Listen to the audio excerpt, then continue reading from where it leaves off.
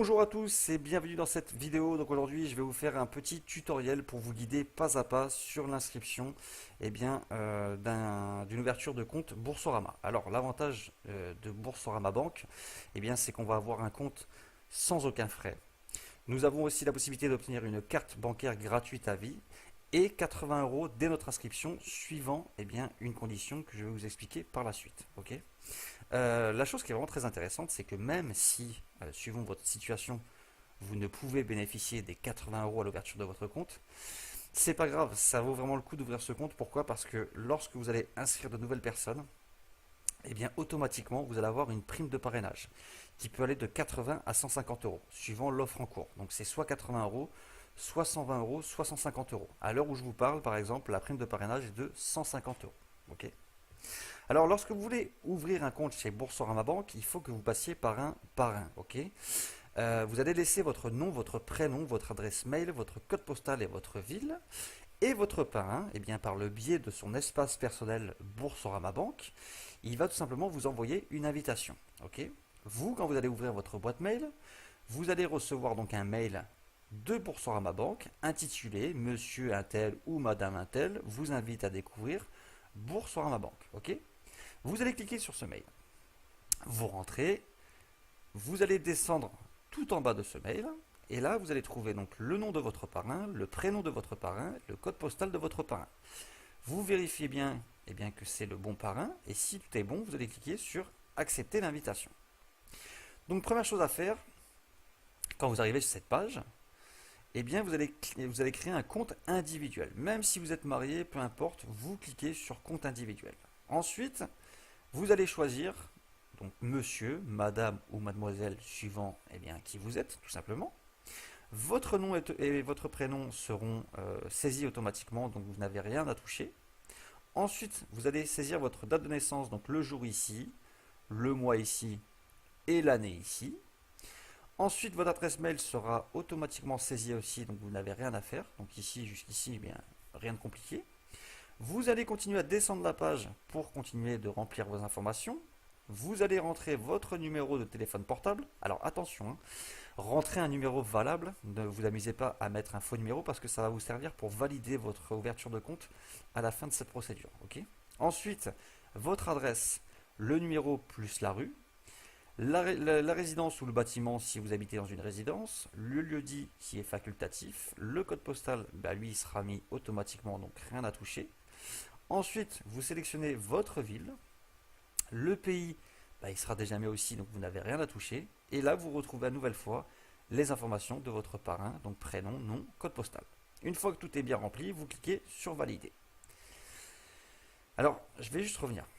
Attention, si jamais vous voyez un message d'erreur, c'est qu'il y a peut-être un caractère invalide, donc un accent ou... Alors je ne sais plus exactement, je ne sais plus si des accents sont tolérés, mais je sais que quelqu'un la dernière fois m'a dit je comprends pas, j'arrive pas à aller plus loin, et en fait il y avait un caractère spécial en fait qui ne passait pas. Okay. Donc si jamais vous avez ce problème, ne vous inquiétez pas, c'est que vous avez peut-être un caractère qui n'est pas valide. Okay. Donc vous remplacez un E par un E, ou si c'est un E circonflexe, vous mettez un E tout court, etc. Okay.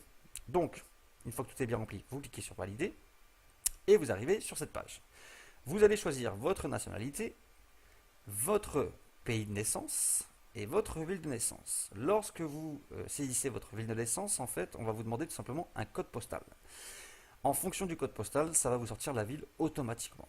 Ensuite, vous sélectionnez votre situation familiale, donc célibataire, marié, peu importe. Une fois que tout est bien rempli, vous allez cliquer sur suivant.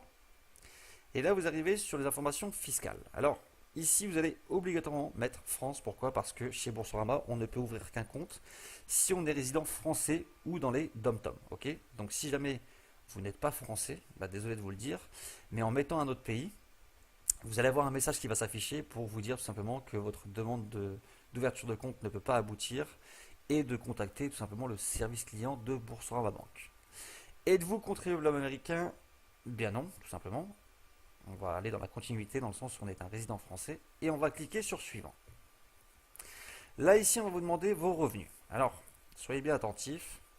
Vous allez tout simplement mettre entre 15 000 et 27 000 euros bruts. Okay, peu importe vos revenus. Pourquoi? Parce que ça nous permet d'obtenir la carte bancaire visa classique gratuite à vie. Ok.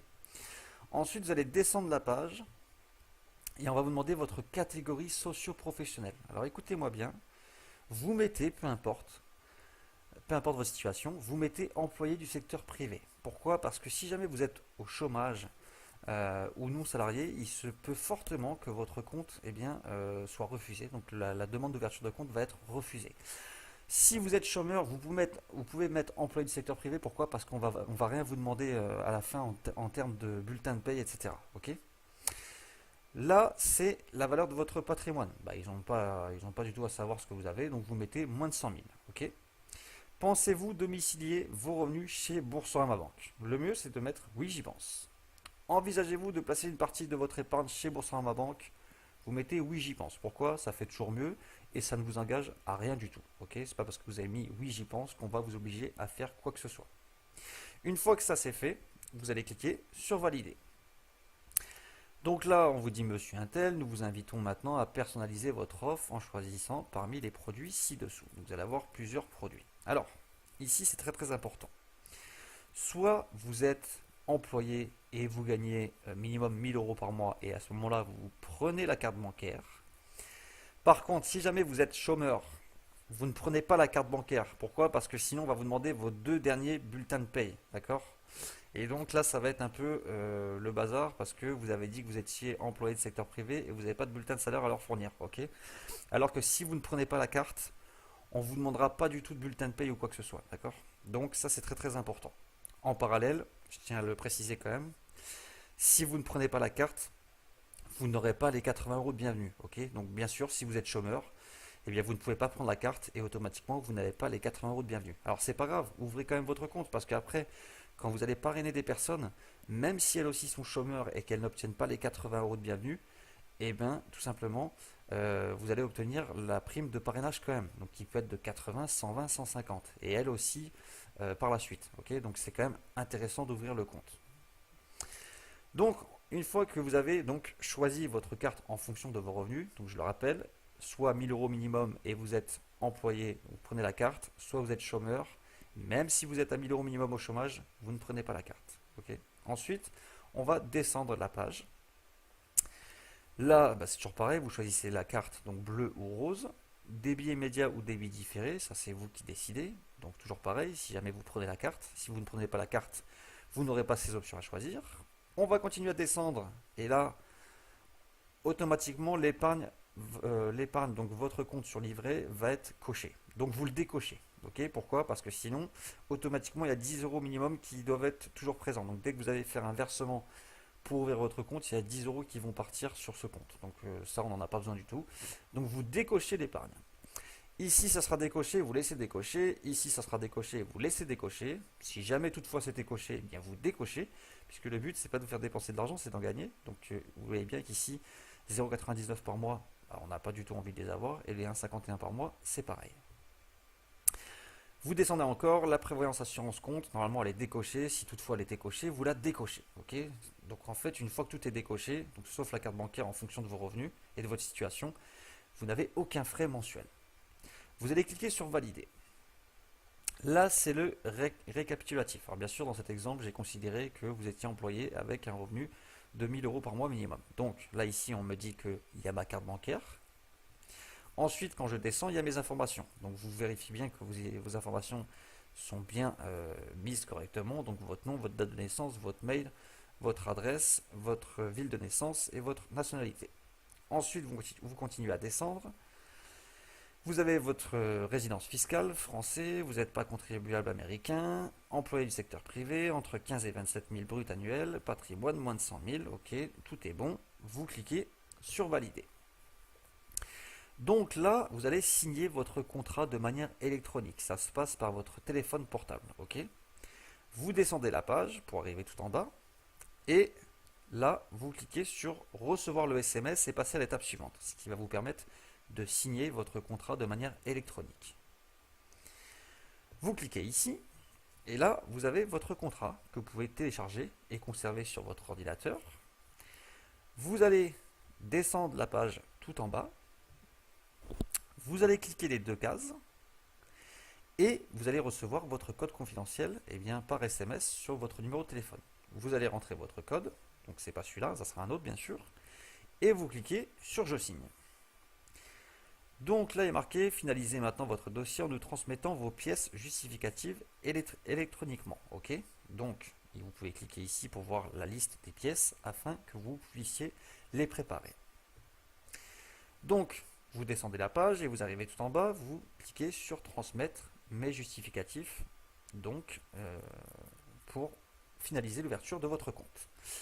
Alors l'identité c'est très simple, vous allez cliquer ici, une nouvelle fenêtre va s'ouvrir, vous choisissez entre votre carte d'identité, votre passeport ou une carte de séjour, et à ce moment-là, en fonction de ce que vous allez choisir, on va vous demander de télécharger des documents que vous aurez sur votre ordinateur. Donc la pièce d'identité par exemple, il va falloir vous envoyer sous format de 2 dossiers, donc une pièce jointe du verso, une pièce jointe du recto. Ensuite, vous revenez en arrière et vous allez télécharger un justificatif de domicile. Donc ça peut être une quittance de gaz, d'EDF, ça peut être une facture téléphone mobile, ça passe sans problème. Voilà, un justificatif de domicile reconnu par l'État, tout simplement. Vous allez télécharger un RIB. Ok. Vous allez prendre une feuille blanche et vous allez faire une signature sur une feuille blanche. Vous allez la prendre en photo et vous allez la télécharger. Ok, ça c'est pour dire que vous avez bien signé votre contrat. Ok, donc ensuite, je vais revenir en arrière.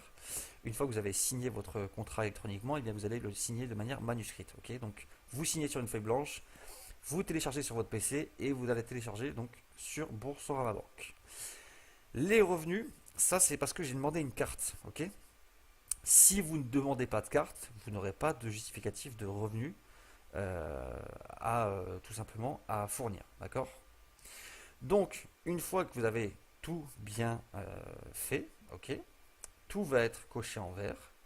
Et là, vous n'avez plus qu'à cliquer sur valider mes informations et finaliser ma souscription. Et le dossier est parti. Et donc maintenant, dans les 5 jours ouvrables, vous allez avoir donc l'examination de votre dossier. Donc généralement il n'y a pas de problème, hein. Si vous avez demandé une carte et que vous êtes à 1000 euros net par mois et que vous avez bien justifié de vos 2 bulletins de salaire, il n'y a aucune raison que ça ne passe pas. Et si vous n'avez pas demandé la carte et que tous vos justificatifs de domicile, identité, RIB, signature sont conformes, il n'y a aucun problème non plus. Vous allez recevoir un mail pour vous dire que votre demande a été validée. Et ensuite, on va vous envoyer le RIB où il va falloir que vous envoyiez tout simplement la somme d'argent sur votre compte Boursorama Banque que vous pourrez récupérer dès l'ouverture de votre compte. Et voilà, et votre compte sera activé et vous aurez donc les 80 euros de bienvenue suivant si vous avez la carte ou non. Ok. Donc, pour récapituler, vous demandez à votre parrain qui vous envoie une invitation. Vous cliquez sur le mail, vous suivez toutes les étapes que je viens de faire avec vous en direct. Ensuite, 5 jours ouvrés après, vous avez une réponse de Boursorama Banque pour vous dire si oui ou non ils acceptent l'ouverture de votre compte. Vous faites le virement donc le plus vite possible qui va mettre à peu près entre 1 à 2 journées. Et là, automatiquement, dès lors où votre virement est arrivé, 7 jours après, vous allez recevoir vos identifiants et votre compte sera définitivement ouvert. Ok. Et vous pourrez donc au bout de 15 jours, hein, puisque ça sera l'ouverture définitive de votre compte, et bien tout simplement faire un virement dans l'autre sens et récupérer l'argent que vous avez déposé sur Boursorama Banque en y laissant au minimum 1 euro afin que l'on ne vous ferme pas votre compte. Voilà, donc c'était vraiment très simple, mais c'est très très intéressant Boursorama Banque quand on veut parrainer des personnes, puisque je vous le rappelle, c'est 80, 120 ou 150 euros. Et je peux vous garantir qu'il y a beaucoup de monde qui gagne de nombreuses primes de parrainage. Voilà, j'espère que cette vidéo vous aidera dans l'ouverture de votre compte. Et je vous dis à très bientôt. Bye bye.